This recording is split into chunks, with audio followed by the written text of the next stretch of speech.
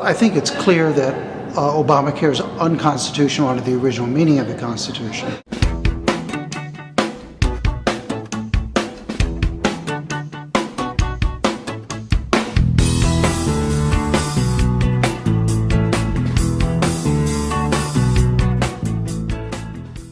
Welcome to Free Colorado News. I'm Ari Armstrong. In this episode, I interview Rob Natelson, a former law professor at the University of Montana and now with the Independence Institute here in Colorado. What was your specialty as a law professor?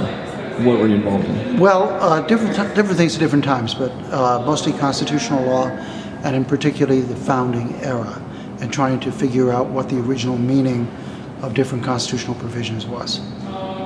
So obviously one of the big suits now is the one that Republican Attorney General John Suthers is involved in against Obamacare. Is there a way to briefly summarize your take on the constitutional angle of that lawsuit challenge?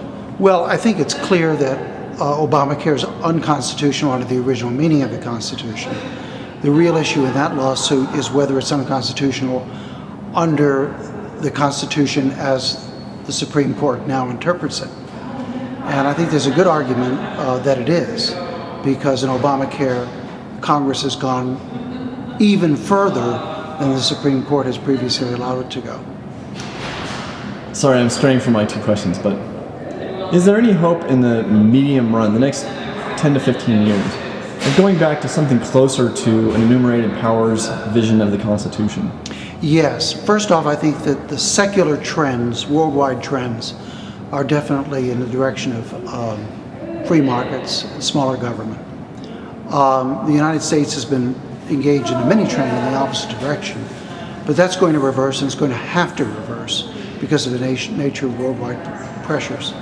I'm not sure the actual mechanism by which it will be reversed, but one thing I'm working on right now is the state application and convention process under Article 5 of the Constitution that allows the people, through their state legislatures, to amend the Constitution while going around Congress. It's a provision that was actually inserted in the Constitution by the founders as a way to enable people to get control of their government if it was abusing or exceeding its powers.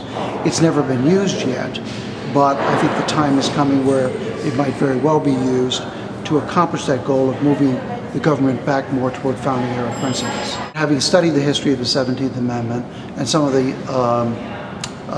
the debates behind it, there were and there are good arguments on both sides. I've published one article, we've got two more coming out on the state application convention process for amending the Constitution. In addition to that, I'm providing whatever assistance I can provide to other members of the Independence Institute. My law license is actually here in Colorado, it's not in Montana, and so I suspect I'll be using that to help in policy matters. Also, I'm working with Dave Kopel right now on an article responding to a law professor who claims that the term commerce in the Constitution includes all kinds of social interaction, a claim that I obviously think is ridiculous. Check out my book about Harry Potter's heroic fight for values at valuesofharrypotter.com.